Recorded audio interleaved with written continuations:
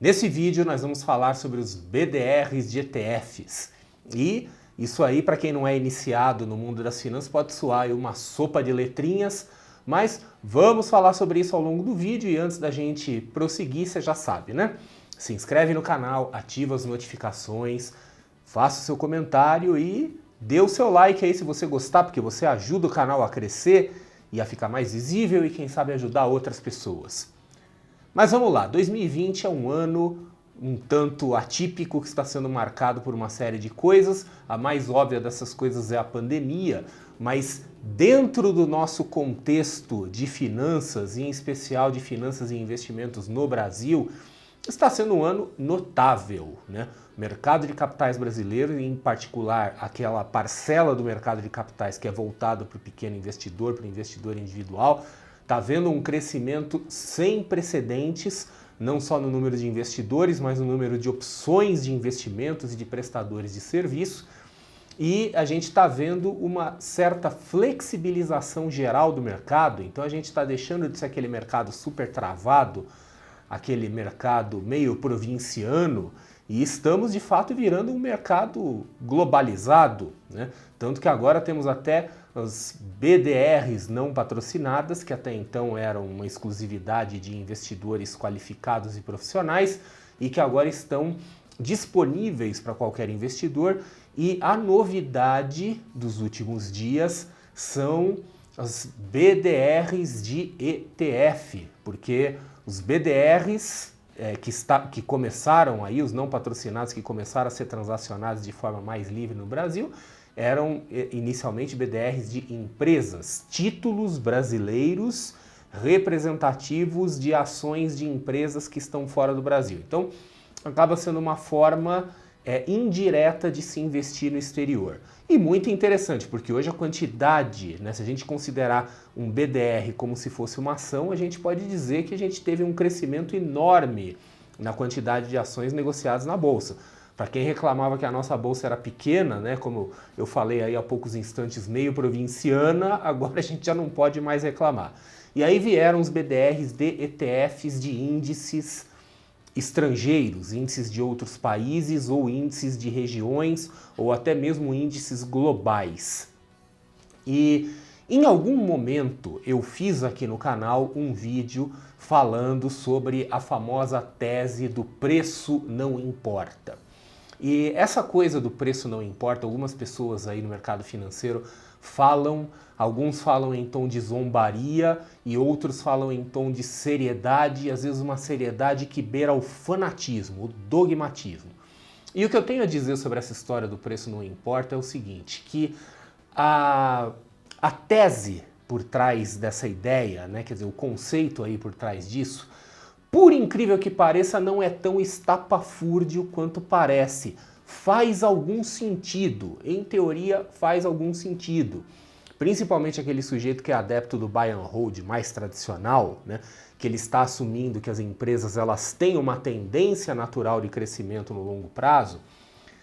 Dentro dessa pressuposição faz sentido, porque às vezes você deixar de comprar porque o preço poderia estar melhor, porque você poderia ter um recuo no preço, pode fazer com que você perca uma oportunidade de crescimento lá na frente. Então não tem problema. Como você presume que ela vai se valorizar no longo prazo, não tem problema você ter uma queda no curto prazo, se no longo prazo ela recuperar. Então, de novo, conceitualmente essa ideia ela é perfeita, ela é absolutamente perfeita. Ela só não considera um pequeno fator, que é chamado de viés de sobrevivência, ou em inglês se chama, né, de survivorship bias. Então, o viés de sobrevivência, ele é um viés nosso mesmo, né? Quer dizer, uma tendência que a gente tem de enxergar as coisas de forma meio distorcida, que tudo que a gente está vendo no mundo hoje são as coisas que sobreviveram. Então, eu vou dar um exemplo bem comunzinho, assim, de viés de sobrevivência. Imagina aquela pessoa que fala assim, nos anos 70 é que se fazia música de qualidade. Então, né, o final dos anos 60, começo dos anos 70, então veio lá o Deep Purple, né, aquelas grandes bandas de rock, coisas muito legais. Você fala, nossa, naquela época que se fazia coisa de qualidade. Legal. Só que o que acontece é o seguinte, isso que nós ouvimos hoje, em 2020, das músicas dos anos 70 são aquelas coisas que eram excepcionalmente boas e que sobreviveram. Se a gente voltasse no tempo para os anos 70, quem não estava vivo nos anos 70 ia descobrir que tinha um monte de porcaria, né? Tanto quanto tem hoje. Então a gente pode dizer, a música de hoje ela não é pior do que a de antigamente. É que as porcarias de antigamente morreram, elas foram esquecidas. O viés de sobrevivência faz a gente enxergar apenas os sobreviventes, né? As coisas que estão aí. E isso acontece no mundo das ações, acontece no mundo dos investimentos. Porque a gente vê empresas, por exemplo, que vêm dando excelentes resultados nas últimas décadas e fala, nossa, eu quero investir nesse tipo de empresa, porque são empresas sólidas, empresas feitas para durar. Olha só que bonito, né? Só que quando a gente vê isso, né, empresa tradicional que existe há muito tempo, a gente acaba esquecendo a enorme quantidade de empresas que morreram pelo caminho. Então a tese do preço não importa, ela faz todo o sentido do mundo se você desconsiderar o fato de que aquela empresa tem uma enorme chance de simplesmente não sobreviver. O valor dela vai a zero. É exatamente isso que acontece, tá? Isso que muitas vezes o pessoal não leva em conta. Só que quando a gente fala de ETFs, a história é um pouco diferente. Uma vez eu ouvi de um americano uma frase que me deixou muito impressionado, quando os ETFs ainda estavam engatinhando no Brasil, e eu lembro, eu vi um americano na mídia falando que apostar em ETFs, eu odeio a palavra apostar associada a investimentos, mas eu quero manter no original, né? Fazer a tradução fiel do que foi dito. Apostar em ETFs é apostar na civilização. Porque quando a gente está apostando ou investindo em índices amplos, nós estamos de fato fazendo uma aposta na manutenção do mundo tal como a gente o conhece, né? do sistema econômico que a gente vive. Então, quando você investe, por exemplo, em ETFs de grandes índices, vamos dizer hipoteticamente o SP500, o CAC 40 da França, o Hang Seng de Hong Kong e outros tantos por aí, na verdade a gente está fazendo uma aposta na manutenção da ordem mundial. E quando a gente está nesses grandes índices, a gente sabe então que muitas empresas vão morrer, outras vão aparecer, mas uma das vantagens de um ETF é que como ele reproduz o índice e o índice vai se atualizando ao longo do tempo, a gente ganha aí um rebalanceamento grátis. Então por que a tese do preço não importa, ela é meio maluca para ações, mas ela pode fazer sentido para ETF? Porque, ao menos em teoria, a gente não consegue nem imaginar um ETF indo a zero, um ETF perder completamente o valor, um ETF ir à falência, como uma empresa vai. Então a gente pode assumir que grandes índices têm de fato uma tendência de no longo prazo se valorizar, o que pode, né, sustentar a ideia de que, neste caso especificamente, para ETFs de grandes índices, o preço pode não importar.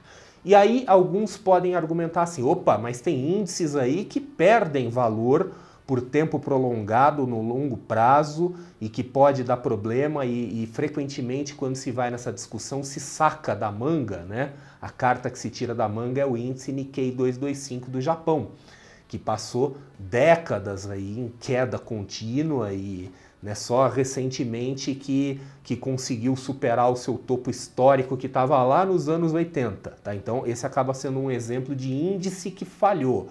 Só que aí que tá, quando a gente tem opções de ETFs, seja através de investimento direto no exterior, ou seja através de BDRs, dos mais diversos índices do mundo, e a gente consegue fazer uma carteira diversificada de índices amplos de vários índices do mundo, né, de vários lugares do mundo, aí a gente pode presumir que a gente está, se não num nível perfeito de diversificação que não existe, a gente está num nível muito bom que talvez seja o máximo que a gente vá conseguir.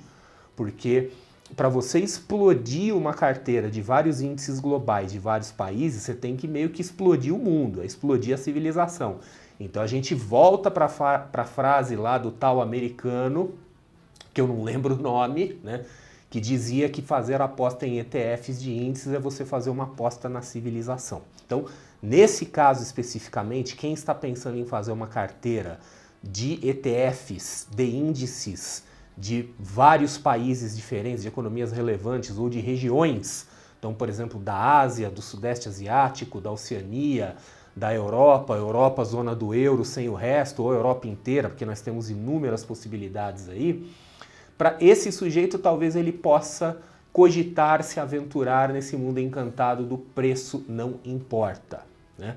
Até porque hoje dá para fazer isso ou através do investimento direto ou através dos BDRs, né? Então os BDRs de ETFs, eu particularmente eu considero assim uma espécie de presente de Natal antecipado, né? Para quem aí anda com medo de empresas, que está vendo muita coisa errada, né? Aquela coisa assim que a gente vê empresa falando assim de ESG, de governança, faz aquele discurso bonito pela frente, mas pelas costas está sacaneando todo mundo.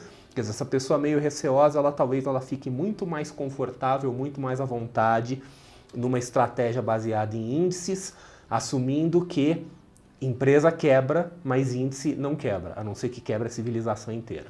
Então, para quem eventualmente se tornou um entusiasta dos índices internacionais ou está em vias de, vale a pena, pelo menos, pensar na possibilidade, se isso deixar mais confortável a rotina e o procedimento de investimentos, adotar uma linha preço não importa, mas só para esse tipo de ativo financeiro.